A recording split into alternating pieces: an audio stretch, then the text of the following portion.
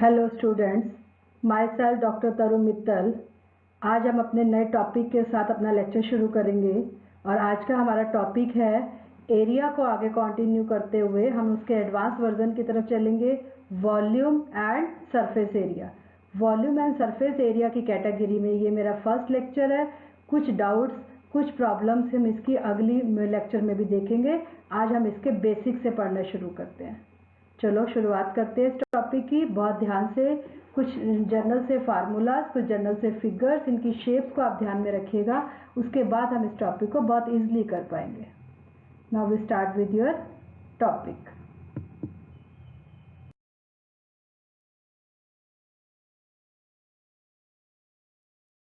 Introduction. The volume of a solid figure is the amount of the space enclosed by its binding surface. एक हमारे पास closed figure है, उसके हमारे पास amount of surface, ये ध्यान रखिएगा, this is the amount of space जो उसके बीच में हमारे पास आ जाएगा, that is known as your volume. The area of whole surface is equal to the sum of the area of its binding surfaces. For example, आप अगर एक रूम का सरफेस एरिया देख रहे हैं तो आप लोगों को पता है रूम का जो हमारे पास बाइंडिंग्स है वो उसकी 4 वॉल्स हैं, रूफ है और उसका सरफेस है जो हमारे पास उसका फ्लोर है. तो ये 6 हमारे पास जो बाइंडिंग सरफेसेस है, इनके एरियाज को आप सेपरेट कैलकुलेट कर लेंगे और उन्हें ऐड कर देंगे तो जो हमारे पास निकल कर आएगा that will be known as our surface area.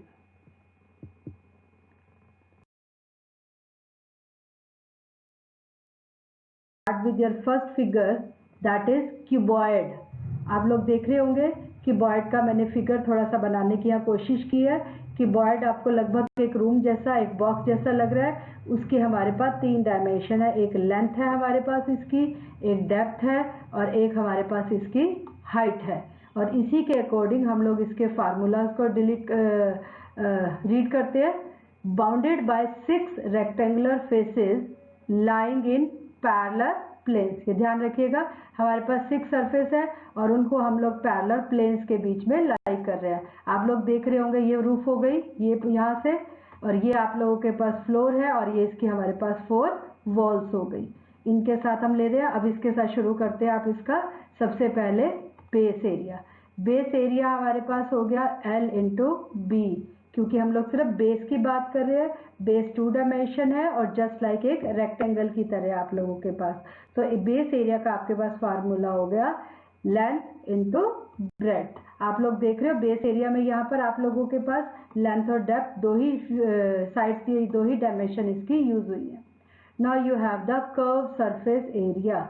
Curve surface area कैसे होगा आप लोगों के लिए, जो आप लोगों ने चारों तरफ 4 वॉल्स है आपकी, उसके लिए कैलकुलेट करना है. और ये आप लोगों को पता लग रहा है इस वाली वॉल के लिए आप लोगों के पास डेप्थ और हाइट यूज हो रही है.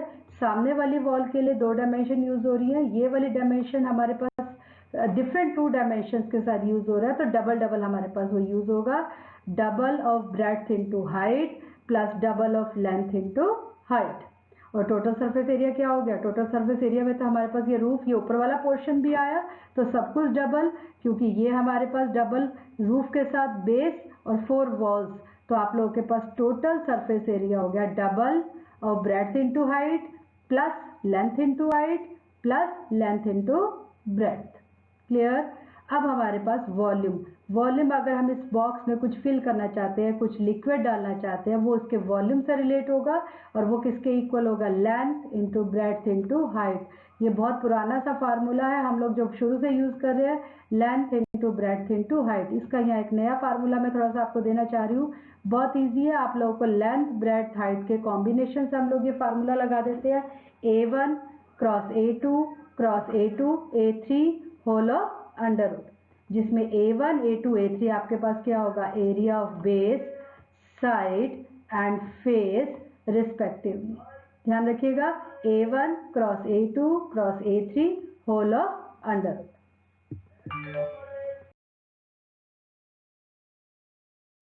You have the cube. Cube और क्यूबॉइड में बहुत स्लाइड सा डिफरेंस है. आप देख रहे हो वो भी बॉक्स शेप में है और ये भी हम लोग के बॉक्स शेप में है, क्योंकि 3 डायमेंशन फिगर्स की बात कर रहे हैं हम लोग।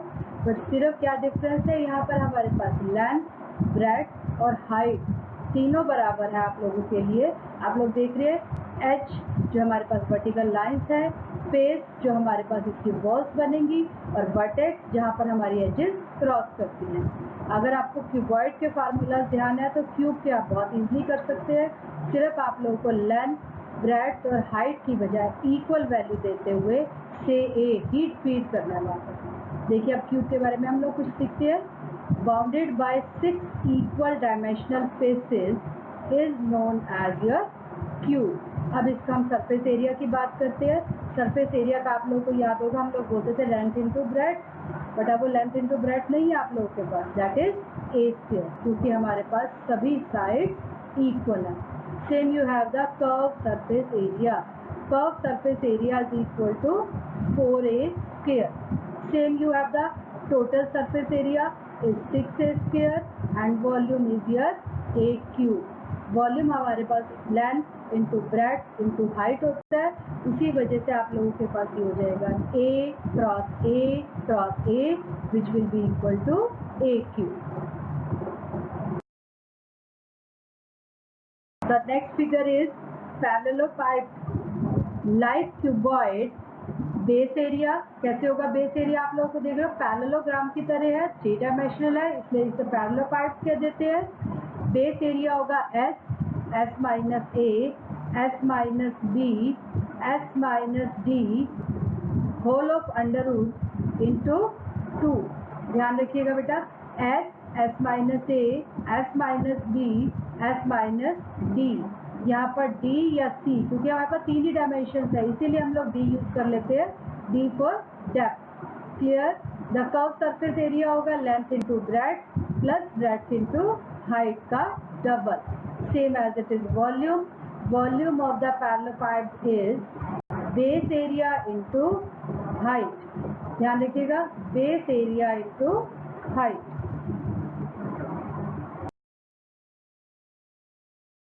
नाउ द प्रिज्म की तो शेप देखकर ही आपको ज़्यादा आइडिया लगेगा। वैसे हम लोग अपने स्कूल लेवल में फिजिक्स के प्रैक्टिकल्स में प्रिज्म के ऊपर बहुत से प्रैक्टिकल्स किए हैं। आप लोगों ने देखा होगा रेनबो बनाना भी हम प्रिज्म की हेल्प से ही सीखते हैं, किस तरीके से निकलता है। बट मैथमेटिकली अब इसे या सरफेस एरिया और वॉल्यूम के लिए डिस्कस करेंगे। प्रिज्म की पहले डेफिनेशन देखते हैं। It is a solid whose sides are parallelogram and whose both end lies on a parallel plane, the end on which a prism may be supposed to stand is called the base। आप लोग देख रहे हो किस तरीके से करा है, ट्रेंगुलर शेप में होता है आप लोगों के पास, और इसके हमारे पास 3 बेस है, 3 फेसेस होते हैं, 4 फेसेस नहीं होते, 3 फेसेस है। और इसका एंड ऊपर वाला बेस कह सकते हो, नीचे वाला वो आप लोगों के लिए ट्रेंगुलर शेप में होगा। ठीक है। The perpendicular distance between the ends of the prism. अब हम इसके फार्मूलाज देखते हैं। Base area depend upon the shape of the base, क्योंकि प्रिज्म के लिए यहाँ जो मैंने फिगर शो किया है वो ट्रेंगुलर शेप में है। आपका प्रिज्म किसी भी शेप का बेस एरिया के साथ हो सकता है, तो जिस तरह का बेस की शेप है उसी तरह का बेस एरिया आएगा। Same as it is the curve surface area. Under the curve surface area we have the base perimeter into height. Base perimeter जो भी आप लोग के शेप लेंगे उसका perimeter into height. Same as it is volume. बहुत ध्यान से देखिएगा, volume is the base area into height, क्योंकि हमें वॉल्यूम लेना है। वॉल्यूम के लिए हमें इंटरनल कैपेसिटी देखनी है, उस कैपेसिटी के अकॉर्डिंग हमारे पास वॉल्यूम होगा base area into height.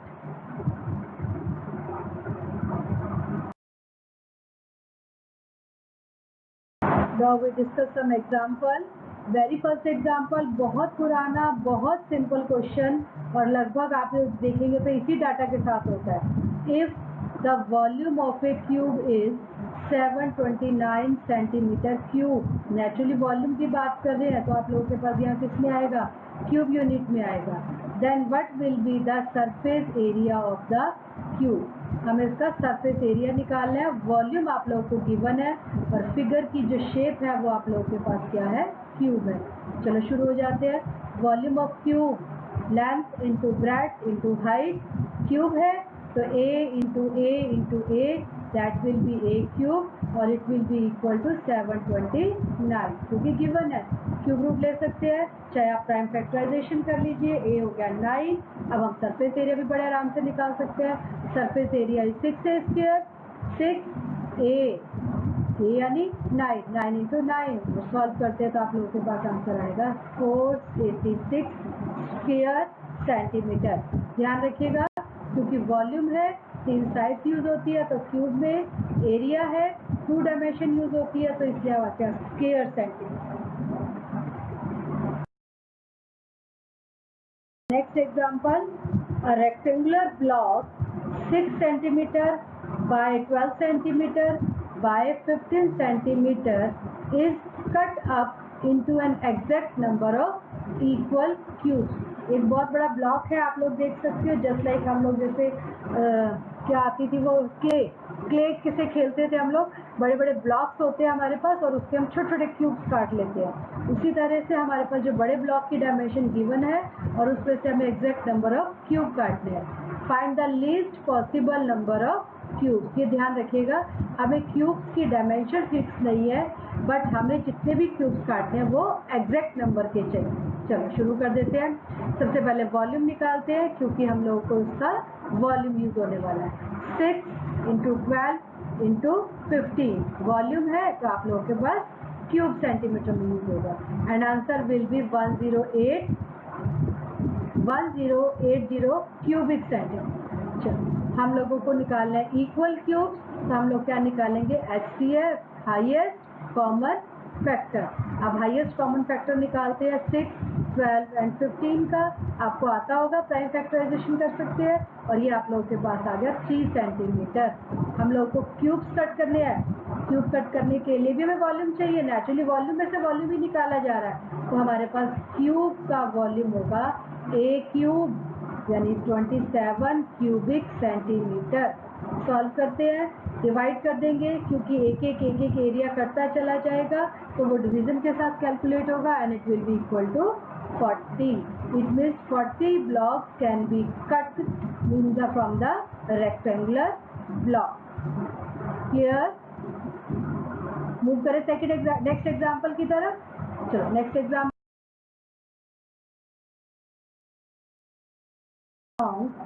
And 12 metre broad.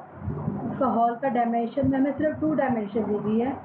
If the sum of areas of floor and ceiling is equal to the sum of area of 4 walls. ध्यान रखिएगा, हमारे पास 4 वॉल्स का और फ्लोर और सीलिंग का एरिया बराबर है। Find the volume of the hall.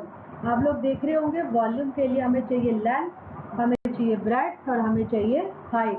और अगर आप देखते हो लेंथ और ब्रेड्थ हमें गिवन है, हमें अब सिर्फ क्या कैलकुलेट करनी है, हाइट यानी सिंगल डायमेंशन की कैलकुलेशन करनी है। और उसके लिए हमें इंफॉर्मेशन दी हुई है। क्या इंफॉर्मेशन है, फ्लोर का और सीलिंग का जो एरिया है वही आप लोगों के पास 4 वॉल्स का है।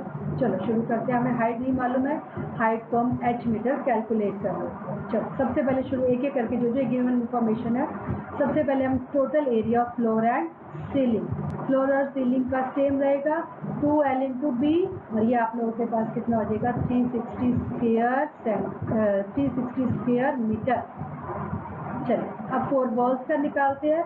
4 वॉल्स का फार्मूला आपको पता ही होगा, 2 15 into H plus 12 into H. अब अपने आंखों के सामने अगर आप पिक्चर जनरेट करेंगे एक रूम की, तो आप लोग देखेंगे कि जब भी हम वॉल्स का एरिया कैलकुलेट करते हैं तो हमारे पास हमारी हाइट का यूज होता है, तो इसीलिए यहाँ पर एच डबल डबल, क्योंकि जो ऑपोजिट वॉल्स है उनका सेम आने वाला है। और ये हमें इक्वल गिवन है, तो हम लोग इसको इक्वल लिख सकते हैं, 2 into 27 into H is equal to 360। Solve करते हैं तो आपके एच आता है 20/3 मीटर। ध्यान से करिएगा सॉल्व, कॉमन कैलकुलेशन करिए, कॉमन कैंसिलेशन करिए, होगा आपके पास। अब हम बड़े आराम से वॉल्यूम निकाल सकते हैं। Volume is the length into breadth into height. Length 15, breadth 12 और हाइट जो भी हमने कैलकुलेट किया that is 20/3। What will be the volume? And volume is equal to 1200 cubic metre. Clear? Move करते हैं नेक्स्ट एग्जांपल की तरफ।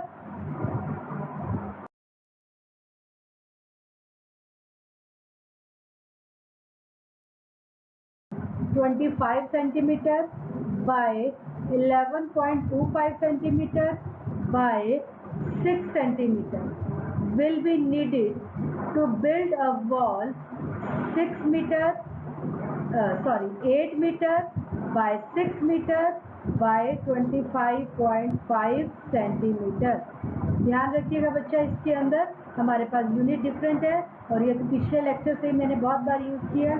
कोई भी क्वेश्चन सॉल्व करते हैं यूनिट को सेम रखिएगा। ब्रिक में तीनों डायमेंशंस आप लोगों के पास सेंटीमीटर में है, बट वॉल के लिए हमारे पास लेंथ और ब्रेड्थ मीटर में है और हाइट आपके पास सेंटीमीटर में। तो सबसे पहले इसे सेम करते हैं, लगभग पीछे वाला क्वेश्चन, क्योंकि आपको वॉल बिल्ड करनी है और वॉल बिल्ड करने के लिए आप लोगों को ब्रिक्स चाहिए और वो ब्रिक्स की कैलकुलेशन हम लोग कर रहे हैं। Naturally number of BRICS equal होंगी हम लोग। शुरू करते हैं। सबसे पहले सेंटीमीटर में कन्वर्ट किया, 8 metre is equal to 800, then 600 into 22.5 को चेंज नहीं करेंगे आप लोग, क्योंकि ये हमारे पास ऑलरेडी सेंटीमीटर में गिवन। चलो, वॉल्यूम ऑफ ब्रिक्स ये ऑलरेडी सब सेंटीमीटर में था। अभी हम लोग पढ़ के आए हैं, अगर हमें ब्रिक्स निकालनी है तो वॉल में से ही ब्रिक्स का वॉल्यूम कैलकुलेट करी जाएंगे और उसे डिवाइड करते हो। ध्यान से डिवीजन करिएगा, क्योंकि हमारे पास एक डेसिमल ऊपर है और एक डेसिमल नीचे है, बट ऊपर वाला डेसिमल सिंगल यूनिट के साथ है और नीचे वाला डेसिमल डबल डिजिट के साथ। ध्यान रखिएगा और सॉल्व करते हैं तो answer is 6400। It mean 6400 bricks हमारी यूज होंगी पूरी उस वॉल को बिल्ड करने।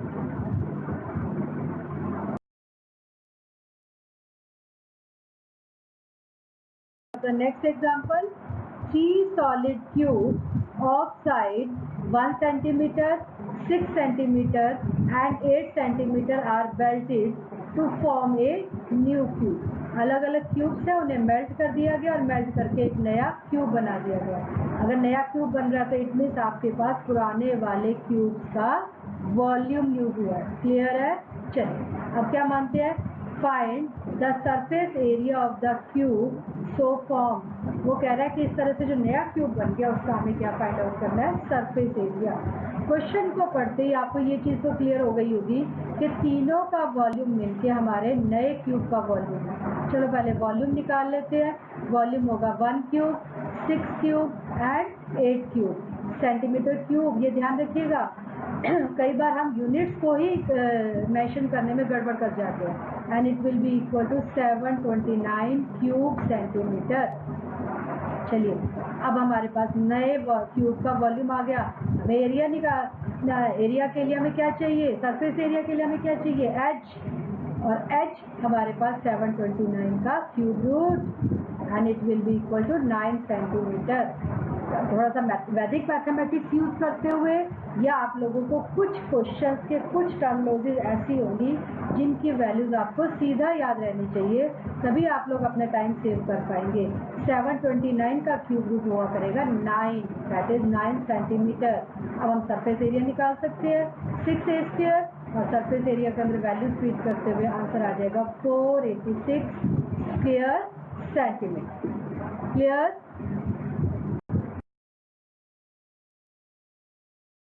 Find the number of bricks each measuring 24 centimeter by 12 centimeter by 8 centimeter required to construct a wall 24 meter, 8 meter and 60 centimeter.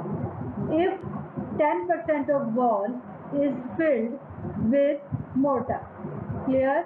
यानी वॉल का हमें पूरे एरिया को ब्रिक से फिल नहीं करना, 10% एरिया फिल कर देना है। लगभग अगर आप लोग देख रहे हो पिछले जैसा ही है, बट थोड़ा सा एक कैलकुलेशन पॉइंट यहाँ ज़्यादा दे दिया गया, क्योंकि ब्रिक्स की हेल्प से हमें वॉल का 90% एरिया ही लेना है। चलो सबसे पहले हम वॉल को कैलकुलेट करते हैं और सेम प्रॉब्लम है यहाँ पर, हमारे पास यूनिट डिफरेंट है। या तो सब कुछ मीटर में कन्वर्ट करिए या सब कुछ सेंटीमीटर में कन्वर्ट करिए, और मेरी प्रेफरेंस होगी आप सेंटीमीटर में कन्वर्ट करिए, क्योंकि सेंटीमीटर में कन्वर्ट करके हम लोग थोड़ा सा फ्रैक्शन को अवॉइड कर जाते हैं। 24 होगा 2400, देन 8 मीटर 800 सेंटीमीटर, 60 सेंटीमीटर ये हमको ऑलरेडी सेंटीमीटर में दिया।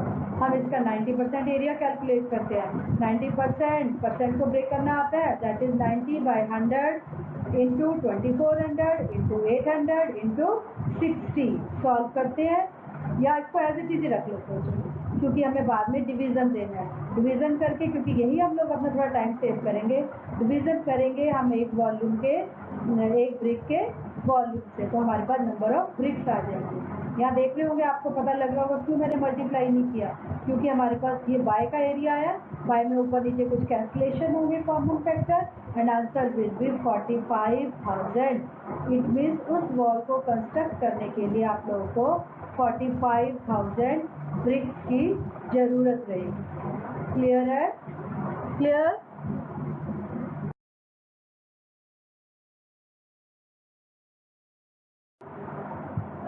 A large cube is formed from the material obtained by the melting 3 smaller cubes 3, 4, 5 centimeter. What is the ratio of total surface area of smaller cube and large cube? मुझे लग रहा है आप लोगों को ऐसा लग रहा होगा क्वेश्चन एक जैसा है, पर यह मैंने यहाँ इसलिए कवर किया, यहाँ पर आप लोग देखिए फर्स्ट 2 लाइन्स को देखते ही क्वेश्चन सॉल्व करना नहीं शुरू करिए, क्योंकि फर्स्ट 2 लाइन के साथ ऐसा लगता है रिपीट हो गया, सिर्फ थोड़ी सी गिवन इन्फॉर्मेशन के साथ चेंज है, बट यह हमारी रिक्वायरमेंट अलग है। रिक्वायरमेंट में हमें उसने हमसे रेशियो पूछी है, किसकी? दोनों क्यूब्स की सरफेस एरिया। चलो सबसे पहले हम लोग सरफेस एरिया निकाल लेते हैं, that is 3 cube plus 4 cube plus 5 cube, और सॉल्व करते हैं तो 216 क्यूबिक सेंटीमीटर। चलो हमारे पास एरिया आ गया, वॉल्यूम आ गया, वॉल्यूम से आप लोग साइड निकाल सकते हैं। मैंने अभी पहले भी कहा कुछ नंबरिकल्स वैल्यू ऐसी हैं जिनको आप डायरेक्टली याद रखिए तो ज़्यादा अच्छा है, नहीं तो आने वाले लेक्चर्स में मैं आपको वैदिक मैथमेटिक्स से बहुत ईजी तरीके से क्यूब्स निकालना सिखाऊंगी। यहाँ पर अभी फिलहाल हम देखते हैं 216 का क्यूब है 6 सेंटीमीटर, और अब हम इनके रेशियो को सरफेस एरिया को कंपेयर करते हुए हमने इनकी वैल्यू फर्स्ट, और ध्यान रखिएगा किस किस को कंपेयर करना है, स्मॉलर क्यूब्स और लार्ज क्यूब को कंपेयर करना है, ये चीज़ ध्यान रखिएगा, क्योंकि रेशियो में हमें ऐसा लगता है सरफेस एरिया ही तो कंपेयर करना है, बट रेशियो किसकी पहले बनेगी? स्मॉल क्यूब की, और बाद में किसकी लिखी जाएगी? Large cube. लिखते हैं, सॉल्व करते हैं, कॉमन फैक्टर कैंसिलेशन होता है, आंसर विल बी 25:18। क्लियर?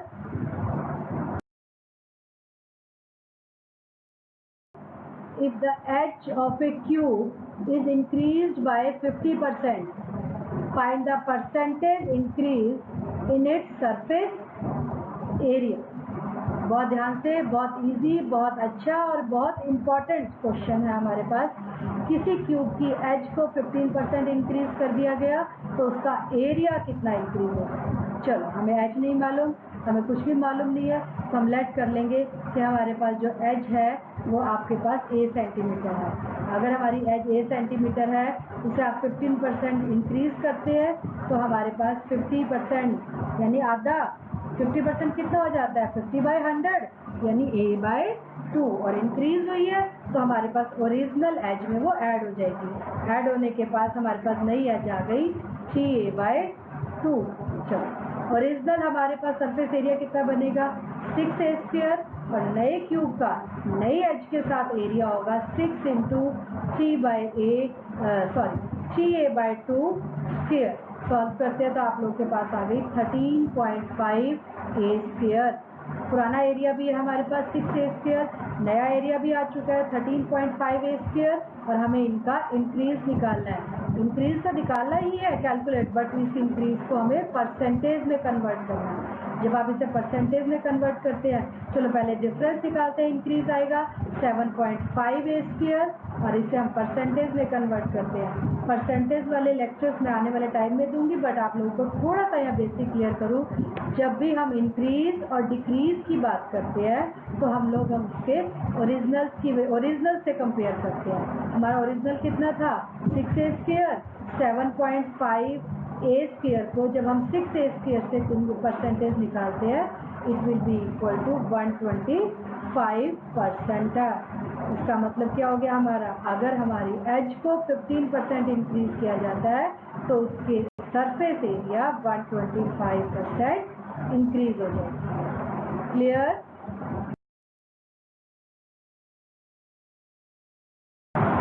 बहुत अच्छा सा क्वेश्चन और बहुत इम्पोर्टेंट, और ये क्वेश्चन सेकंड में सॉल्व होता है बट एक बार सोचने वाला है question. Find the length of the longest pole that can be placed in a room of 12 metre height, 8 metre long, 12 metre long, 8 metre broad and 9 metre height. आप imagine करिए आपके पास एक रूम है और उसकी डायमेंशन आपको पता है और उसके अंदर आप लोगों को एक पोल रखना है। अगर आप लोग ध्यान कर पा रहे हो, हम किसी भी रूम में कोई एक लंबा सा पोल रखना है तो उसे हम टेढ़ा करके रखेंगे और ये हमारे पास वर्टिकल स्ट्रेट लाइन जो टेढ़ी कर्व शेप में जा रही है स्लैंट फॉर्म में, this is known as the diagonal. Mathematically आप इसे डायगोनल का नाम दे देते हैं। और सीखिए यहाँ पर डायगोनल का फार्मूला क्या होता है। आप लोगों ने स्क्वायर और रेक्टेंगल में डायगोनल का फार्मूला सीखा था क्योंकि वहाँ 2 डायमेंशन होते थे। अब यहाँ हमारे पास 3 डायमेंशन है तो वही सेम फार्मूला थोड़ा एक्सटेंड हो गया 3D की तरफ। It will be equal to length square plus breadth square plus height square of whole of solve करते हैं तो आंसर इज 17। इट मीन्स उस रूम में 17 मीटर लॉन्गेस्ट पोल ही रखा जा सकता है। क्लियर? Thank you. इस वीडियो में मैंने आप लोगों के साथ मैक्सिमम क्यूब और क्यूबॉइड के प्रॉब्लम्स और डाउट्स को डिस्कस किया है। आने वाली वीडियोस में मैं आप लोगों के पास प्रिज्म और पैरेलल पार्ट्स भी डिस्कस करेंगे। आप लोगों ने देखा होगा क्वेश्चन को, मैं हमेशा से बोलती हूँ क्वेश्चन को, स्टेटमेंट को रीड करते माइंड में फिगर बनाइए और उसके बाद वो बहुत बहुत ईजिली सॉल्व होगी। Once again thank you. Don't forget to like the video and don't forget to subscribe। फिर आने वाली वीडियो की वेट कीजिए जिसमें हम सरफेस वॉल्यूम एरिया को हम लोग सेकंड वीडियो करेंगे।